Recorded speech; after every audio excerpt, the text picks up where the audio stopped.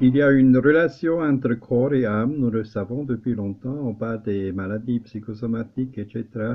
Aujourd'hui, j'aimerais attirer notre attention sur les 7 signes dans le corps qui indiquent des problèmes émotionnels. Le corps et l'esprit forment un tout. Les problèmes émotionnels laissent donc toujours des traces dans l'organisme. Ceci est parfaitement logique si on prend en compte le fait que le cerveau est l'axe de fonctionnement du corps humain, que le corps est plein de nerfs et qu'il est donc relié au cerveau. On pourrait affirmer qu'il n'y a aucune gêne physique qui n'ait pas comme référence ou comme contexte ou un ou plusieurs problèmes émotionnels.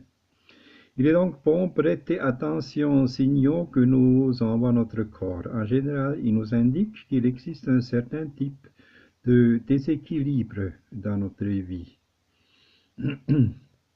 Certains de ces signaux corporels sont très communs.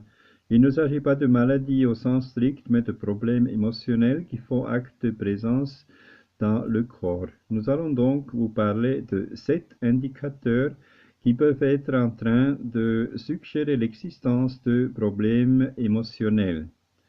Vincent Voiture dit le secret pour être en bonne santé est que le corps s'agite et que l'esprit se repose. Premier signe donc le mal de tête, un symbole de problème émotionnel. Le mal de tête fréquent est un symptôme très commun. Des milliers de personnes en souffrent dans le monde. Et ce n'est pas pour rien. Les maux de tête sont associés au stress et à l'agitation. Par conséquent, il est normal qu'il y ait autant de personnes affectées par ce problème. Le sens des maux de tête se résume à un seul mot, tension. Les forces internes s'opposent habituellement, il s'agit du désir de faire des choses bien et complètement, et cela s'oppose au manque de temps ou du besoin de se reposer, en opposition à l'obligation de respecter des engagements.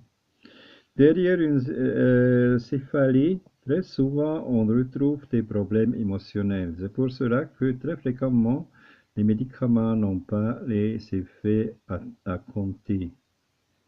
escomptés. Deuxième signe, douleur dans le cou. Un cou raide et douloureux est un signal très clair d'une tension extrême, non pas dans tous les aspects de la vie, mais à un niveau particulier, celui de la difficulté à pardonner. La rancœur et le ressentiment prennent la forme d'une forte tension musculaire dans la zone du cou. La difficulté à pardonner peut aussi être accompagnée d'autres sentiments comme la non-conformité ou le mépris. Si vous avez mal au cou, vous devriez penser à la rancœur dont vous ne vous êtes pas encore défait. En la diluant, la douleur que vous ressentez disparaîtra. Troisième signe, la raideur et les problèmes au niveau des épaules. Les épaules sont la zone du corps destinée à porter des charges bien lourdes. Cela vaut aussi bien pour les poids physiques que pour ceux qui supposent un poids sur le plan mental. Une douleur au niveau des épaules, surtout si on note une présence de crampes, indique une surcharge. Vous portez probablement une charge qui est trop lourde pour vous, une responsabilité qui ne vous convient pas ou un engagement que vous ne pensez pas pouvoir respecter. La douleur dans les épaules indique dans tous les cas des problèmes émotionnels associés à une pression excessive. Le quatrième signe, la chaîne dans la partie supérieure du dos. La partie supérieure du dos est une autre zone où se concentrent les tensions et les problèmes émotionnels. Quand vous notez une douleur à cet endroit, c'est que vous vous sentez très seul. Il s'agit d'un signe qui indique des difficultés à se lier aux autres. Cette douleur peut aussi révéler un manque d'amour propre.